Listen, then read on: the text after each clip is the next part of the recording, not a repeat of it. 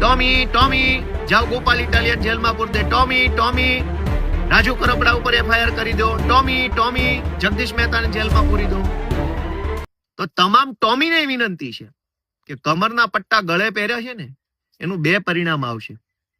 યા તો આ પટ્ટો તમારું ગળું દબાઈ દેશે, કેમ કે જેના હાથમાં પટ્ટો તમે સોંપ્યો છે ને ગળામાં પહેરેલો, એ કોઈ સારા માણસો નથી. અનેક ભૂતકાળમાં અધિકારીઓના ભોગ લઈને બેઠેલા ચોર લોકો છે. અને બીજું એ પણ પરિણામ આવી શકે કે તમારો પટ્ટો તમારા ગળામાં છે પણ કાલે સરકાર બદલાઈ જશે તો આ પટ્ટો ક્યાં લાગશે ને ક્યાં નહીં લાગે એની કેમ ખબર પડશે. એટલે જે ચોર છે, જે ભ્રષ્ટ છે, જે ગુજરાતને લૂંટે છે, જેને કમરમાં પહેરવાના પટ્ટા ગળામાં પહેર્યા છે, ટોમી થઈ ગયા છે, એના પટ્ટા ઉતારવાના જ છે. જગદીશ મહેતા જેવા નિષ્ઠાવાન માણસો, જિગ્નેશભાઈ જેવા, ભલે દારૂ ડ્રગ્સનો મુદ્દો ઉઠાવ્યો છે તો એ ગુજરાતની જનતા માટેનો મુદ્દો છે. ચૈતરભાઈ ઉપર 307 કોણ લગાવી દે છે? કમરે પટ્ટે પહેરેલો માણસ કે ગળે પટ્ટે પહેરેલો માણસ? તો ગુજરાતની જનતાને બે હાથ જોડીને વિનંતી કરું છું કે ગુજરાત બચાવવાની જવાબદારી જિગ્નેશ મેવાણી, ગોપાલ ઇટાલિયા, ચૈતર વસાવા કે જગદીશ મહેતાની 4 લોકોની નથી, આપણા સૌની છે.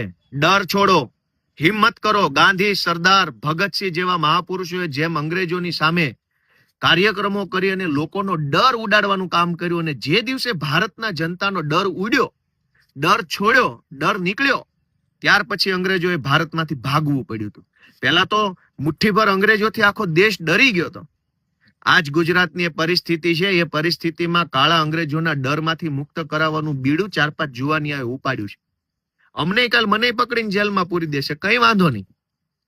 હું તમને વિનંતી કરું છું ભાઈઓ કે ડર છોડો. શું કામ ડરો છો? મળી શું ગયું? 30 વર્ષથી જનતા ડરમાં જીવે છે.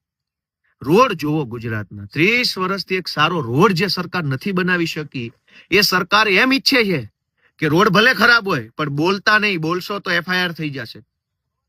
શાળામાં ભલે શિક્ષક ન હોય પણ બોલતા નહીં, બોલશો તો એફઆઈઆર થઈ જશે. દવાખાનામાં ડોક્ટર નથી, બોલતા નહીં, બોલશો તો એફઆઈઆર થઈ જશે. બસો ટાઈમે આવતી નથી, બોલતા નહીં, બોલશો તો એફઆઈઆર થઈ જશે. માવઠું આવ્યું, સહાય નહીં મળે, બોલતા નહીં, બોલશો તો એફઆઈઆર થઈ જશે. દરેક જગ્યાએ પબ્લિકનું જીવન છે એ સાવ આમ એકદમ ખરાબ રીતે જીવવા આપણે મજબૂર બન્યા છીએ, છતાંય બોલવું નથી. કમસે કમ જેલમાં જશું તો વટથી તો જઈ શકશું, એફઆઈઆર થશે તો કહી શકશું કે ભાઈ સારા કામની એફઆઈઆર થઈ. રોડ સારા નહીં, દવાખાના નહીં, શાળા નહીં, બસ નહીં, પંચાયતમાં તલાટી નહીં, ઓફિસમાં મામલતદાર નહીં, પોલીસ સ્ટેશનમાં ફરિયાદ લખાય નહીં, ક્યાંય આપણું કઈ છે જ નહીં. તો હવે કઈ વાતનો ડર છે? દોસ્તો, ડર છોડો, હિંમત કરો. જ્યાં ખોટું થાય, જ્યાં કઈ ભાજપ વાળા દાદાગીરી કરે, મોબાઈલના કેમેરાથી વિડીયો ઉતારો. કેટલા લોકોને પકડશે, કેટલાને જેલમાં પૂરશે? મારો ખુલ્લો ટેકો જગદીશભાઈ મહેતાને છે. હું બીમાર હતો એટલે બોલ્યો નતો. જિગ્નેશભાઈને ટેકો છે.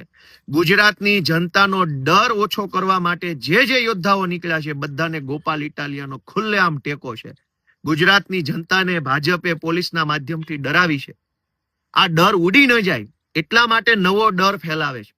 અને ડર જનતા ઉપર નથી, પોલીસને ડરાવી દીધી. નાના કોન્સ્ટેબલો, હેડ કોન્સ્ટેબલો, એએસઆઈ, પીએસઆઈ ને ડરાવવામાં આવ્યા છે કે ભાજપ વાળા કહેશે એમ નહીં કરો તો ટ્રાન્સફર થઈ જશે, સસ્પેન્ડ થઈ જશો, આમ થઈ જશે, તેમ થઈ જાય. દોસ્તો, આ ડરનું સામ્રાજ્ય ખતમ કરવા માટેની મશાલ જગદીશ મહેતા, ચૈતર વસાવા, જિગ્નેશ મેવાણી, ગોપાલ ઇટાલિયા, રાજુ કરપડાએ મશાલ ઉઠાવી છે. આ મશાલનું અજવાળું વધે એના માટે તમારા સહયોગની જરૂર છે. જય જય ગરવી ગુજરાત.